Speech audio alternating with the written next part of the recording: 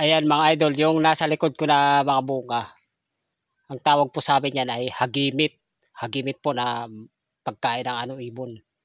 Pwede rin po makain ng tao, matamis po siya. Kinakain po yung bunga niya, mga hinog na mga idol, kain tayo. Ayan, yung ganito mga idol, oh. Matamis siya, yung bunga niya. Napakatamis mga idol, oh. Pagkain po siya ng mga ibon dito.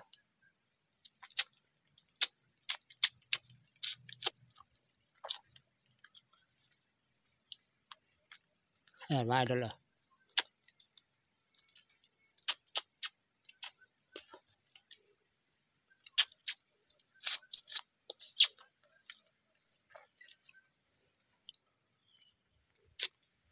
Dami, oh.